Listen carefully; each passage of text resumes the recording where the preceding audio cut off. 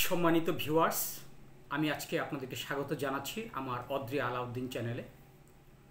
আজকে আমি আপনাদের সামনে এমন কিছু কথা বলতে চাই যে কথাগুলো আসলে আমার যে এই চ্যানেলের রিলেটেড নয়।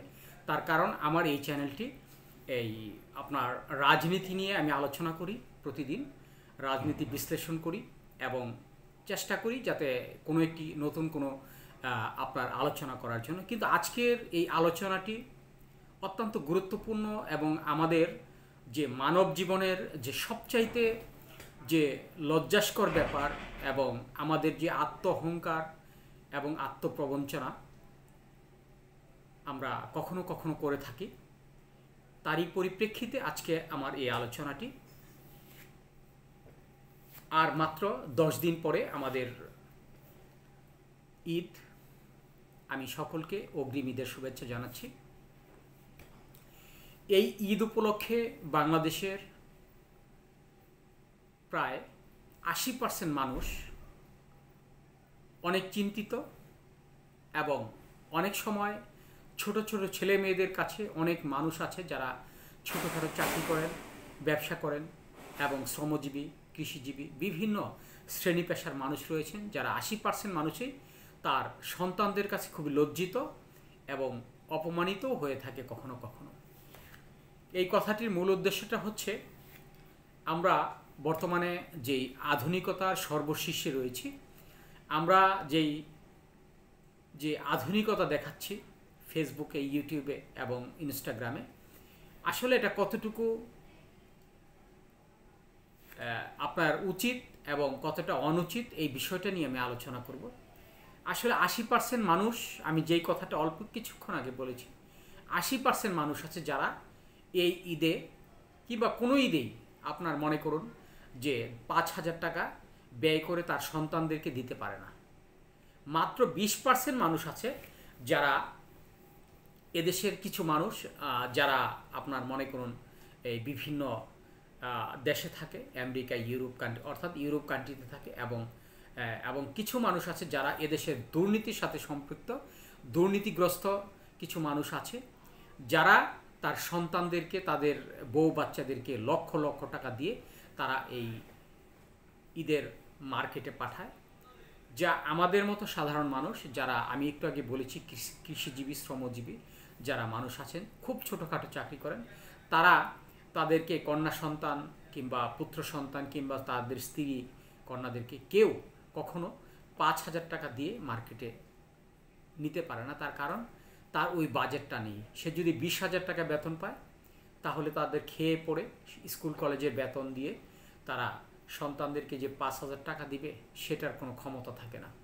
কিন্তু বর্তমানে আমরা কিছু মিডিয়াতে দেখতে পাচ্ছি যে তারা খুব সুন্দরী সুন্দরী রমণীদেরকে এই আপনার যখন মাইক্রোফোন ধরে যে আপনি এবছর আপনার বাজেট কত, তখন 3 লাখ, 5 লাখ, 7 লাখ, 10 লাখ টাকা এরকম বাজেটের কথা শুনে, এই কথাগুলো শোনার পর আমাদের মতো যারা সাধারণ মানুষ, যারা শ্রমজীবী, কৃষিজীবী এবং মৎস্যজীবী, বিভিন্ন শ্রেণী পেশার মানুষ, যারা খুব অল্প আয়ের মানুষ, যারা এই টাকা দিয়ে এক মাস খেয়ে পড়ে, তাদের 5,000 টাকা বাজেট থাকে না ঈদ করার জন্য, তারা কিন্তু বিষয়টা খুব কষ্ট পায়। আমাদের কিছু নির্লজ্জ সাংবাদিক আছে, নির্লজ্জ কিছু ব্যক্তি আছে যারা দুর্নীতির সাথে আপনার ওতপ্রোতভাবে জড়িত। তারা বেতন পায় 20,000 টাকা, অথচ তাদের আপনার অবৈধভাবে ইনকাম হলো 2 লক্ষ টাকা। এই 2 লক্ষ টাকা তারা কোথায় খরচ করবে এটা বুঝে উঠতে পারে না। যার কারণে তারা ফেসবুক, ইউটিউব, ইনস্টাগ্রাম সহ বিভিন্ন এই আপনার মাধ্যমে, সামাজিক গণমাধ্যমগুলোতে তারা তাদের এই টাকার ব্যাপারটা তারা জানান দেয় যে আমাদের স্ত্রী কন্যাদেরকে কিংবা আমার বউ কিংবা আমার স্বামী আমার নামে এত লক্ষ টাকা বাজেট করেছে এই ঈদের জন্য। আসলে ভাই, যারা ইউরোপ কান্ট্রিতে থাকে তাদের বিষয়টা আলাদা, তাদের রেমিটেন্স বাংলাদেশে আসে তাদের স্ত্রী পুত্র কন্যাদেরকে দেওয়ার জন্য। কিন্তু আমাদের বাংলাদেশে যারা এই ছোটোখাটো ব্যবসা করে, ছোটোখাটো চাকরি করে, তাদের দ্বারা কখনোই সম্ভব হয় না যে এই 5,000 টাকা, 10,000 টাকা বাজেট করে তার সন্তানদেরকে ঈদের মার্কেট করে দেওয়ার জন্য। আমরা অনুরোধ করব আজকে আপনাদের কাছে, যাতে ভবিষ্যতে আর কোনো দিন যেন এই ধরনের কোনো ভিডিও আমরা না দেখি। এই ধরনের ভিডিও দেখে যারা মধ্যম আয়ের লোক আছেন, যারা নিম্ন আয়ের লোক আছেন, তাদের সন্তানরা খুব কষ্ট পায়, যে তার স্ত্রীরা অনেক কষ্ট পায়, যে তাদের স্ত্রীরা যারা 6 লক্ষ 7 লক্ষ টাকা বাজেট, অথচ আমাদের স্বামীরা আমাদেরকে 5,000 টাকা দিতে পারে না একটি শাড়ি কেনার জন্য, কিংবা একটি 3 পিস কেনার জন্য, একটি শার্ট কেনার জন্য, একটি প্যান্ট কেনার জন্য, এক জোড়া জুতা কেনার জন্য। এমনও লোক আছে যারা 400 টাকা এই ঈদে তাদের একটি স্বপ্ন, 2,000 টাকা তাদের একটি স্বপ্ন, অথচ যারা 6 লক্ষ 7 লক্ষ 4 লক্ষ 2 লক্ষ টাকার এই গল্প করে ফেসবুকে, ইউটিউবে এমনকি বিভিন্ন চ্যানেলে, তাদের জন্য আমরা মনে করি যে তারা এই কথাগুলো না বলে, এই অতিরঞ্জিত কোনো কথা না বলে, কিংবা এই অতিরঞ্জিত কোনো টাকার উৎস না দেখিয়ে যাতে একেবারে চুপচাপ থাকে। আপনার মার্কেট আপনি করেন, আমাদের কোনো আপত্তি নেই, কিন্তু যখন মিডিয়াতে এটা প্রচার হয় তখন কিন্তু সকল শ্রেণী পেশার মানুষ এটা নিয়ে খুব দুঃখ প্রকাশ করে।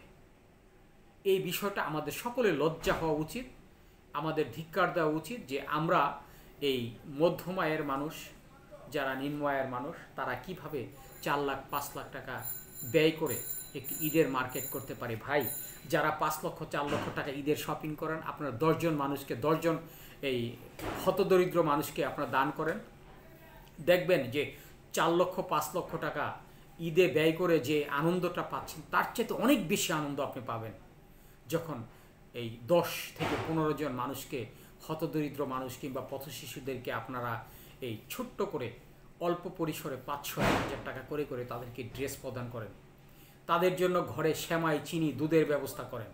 তাহলে দেখবেন আপনার যে আত্মতৃপ্তিটা হবে, সেই আত্মতৃপ্তিটাই আপনি দেখবেন এক সময় আপনার মানুষকে সাহায্য সহযোগিতা করার জন্য যে একটা স্পৃহা জাগবে, একটা আনন্দ অনুভব হবে। এই বিষয়টা দেখেন, তাহলে দেখবেন সমস্ত পৃথিবীটাকে একটি খুব সুন্দর এবং স্বাভাবিক মনে হবে, এবং আপনি একটি মানুষ হিসেবে সৃষ্টিকর্তার কাছে উপস্থাপিত হবেন। ধন্যবাদ সবাইকে, ভালো থাকবেন, সুস্থ থাকবেন, এবং অতিরঞ্জিত কিছু দেখাবেন না। আমরা মনে করি অতিরঞ্জিত হলে সাধারণ মানুষ যেমন কষ্ট পায়, সৃষ্টিকর্তাও কষ্ট পায়। ধন্যবাদ সবাইকে, ভালো থাকবেন, নিরাপদ থাকবেন।